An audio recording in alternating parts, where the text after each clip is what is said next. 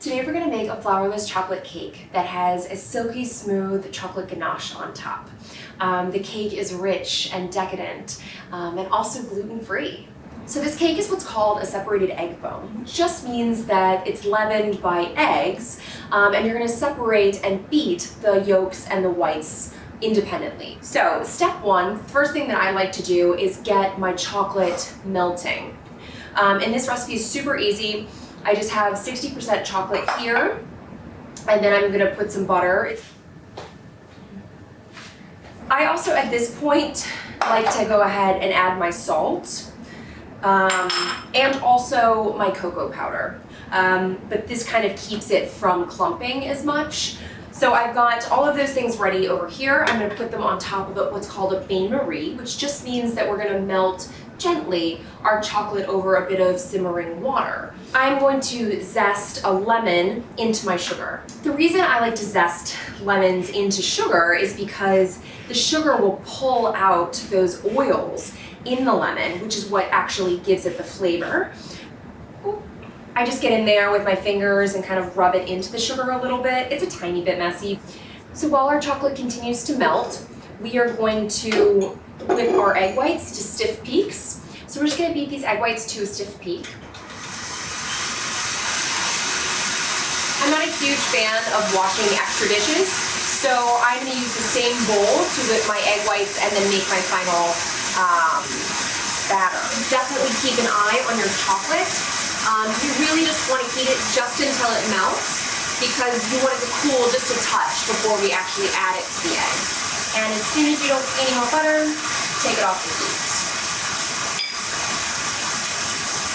So our egg whites have reached a stiff peak. You just want, that. Scrape your egg whites into a separate bowl. And we're gonna add our egg yolks to the bowl. And then we're gonna add our sugar with the lemon zest to it. And we're going to blanchir these. So while the egg yolks are mixing, we're gonna prepare our pan. All right, we've got our piece of parchment. I like to trace. The best way I find to get a nice circle is just to trace your pan.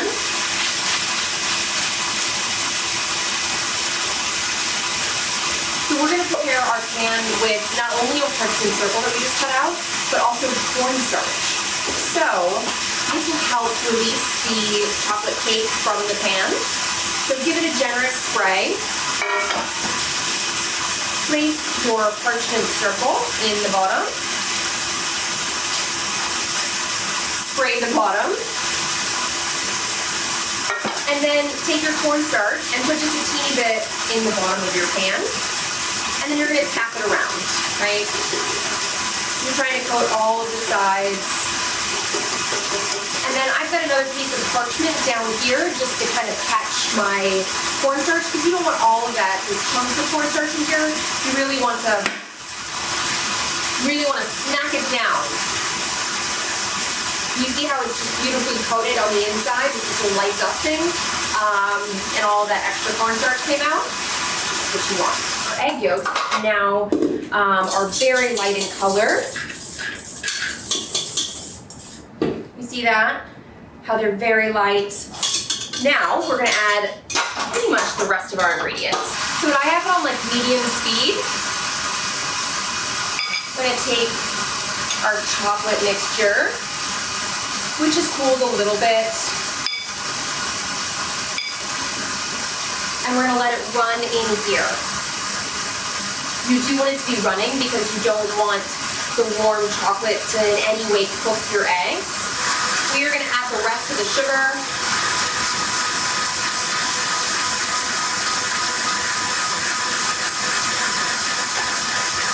This is approximately half.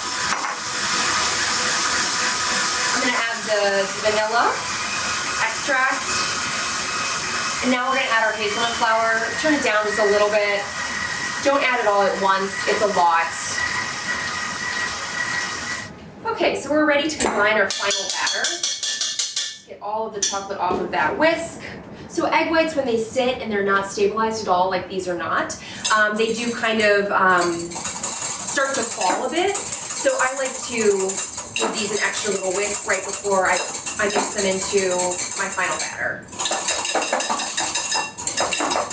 First, what you want to do is called sacrificing. So you want to take a bit of your egg whites, and then you're going to mix it into your batter in here, which is very thick because of the chocolate and the hazelnut flour. It's called sacrificing because you're basically just getting rid of all of the aeration that you have in the egg whites for the betterment of your batter. And then you're just going to fold.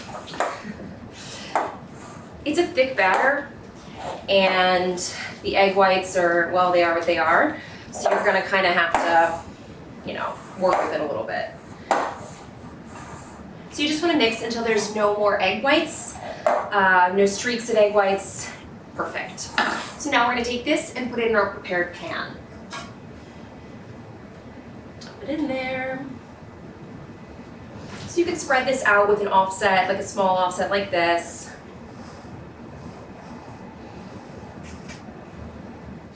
And we're just going to bake this at 325, no convection, so no fan.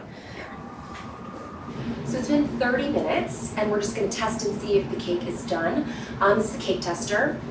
Just go ahead and insert and pull it out, and then look at the crumb. Mine looks like more like cake, so I believe our little guy here is done. And we're just going to let it cool completely in the pan before we try and take it out. So we're going to make a quick ganache to top the cake. The first step is, this is heavy cream. We're just going to heat our heavy cream to bring it just to a boil. Meanwhile, in a bowl, we'll put chocolate. This is semi-sweet. I go ahead and put my salt in right now. And then this is just a little bit of light corn syrup, which will give the ganache a nice, smooth, silky appearance and like a little bit of shine. So our cream has come to a boil, and I'm just going to pour it over top of my chocolate. I'm going to place it on a towel just to make sure that it doesn't get too cold on the bottom and start to set before we're ready. And then we just let it sit. Don't touch it. Let it sit. We're going to let the cream and the heat from the cream do the work for us and melt the chocolate, and then all we have to do is emulsify it. All right, it's been like a minute-ish. This is a small amount of chocolate. We'll start whisking in the center. And then as soon as you see a nice bit of ganache forming in the center, then you'll start to work your way out. Oh, here we go. Do you see that? How it looks so glossy and silky? Perfect. So then you start working your way from the center out, and you'll get yourself a nice, silky, smooth ganache. All right, so at this point, you are gonna add any flavorings you want. This would be absolutely delicious all on its own. I'm gonna add a little bit of rye whiskey.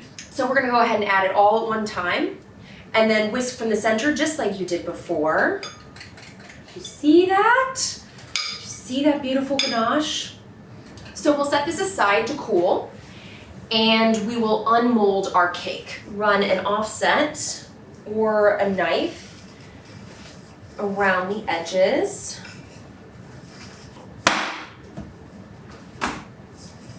Like so. So our cake is out of the pan, and we're just going to take it and place it on a cake stand or a plate, whatever you want. And then give it a good spread, just around the edges. If your ganache is too hot at this point, it will just kind of, and you'll have like a little lava flow of ganache. Technically, this cake is done. The last thing I'm going to do, I'm just going to decorate it with some fresh edible flowers, just because I want to brighten it, and technically it's my birthday cake, so I think I deserve them, no?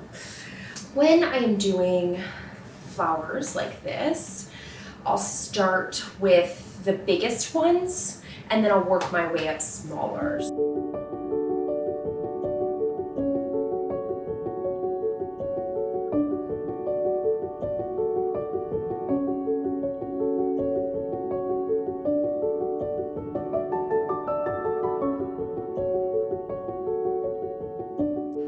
Now the the moment we've all been waiting for, ready to cut. So I like to use hot water with my knife, just so I get a nice clean cut. I'm gonna cut here because of the flowers, which is kind of weird, but here we are. And then put it out. Yes. Do you see how rich and silky it is inside there? And so moist. Oh, the decadence. Cannot wait to dig in.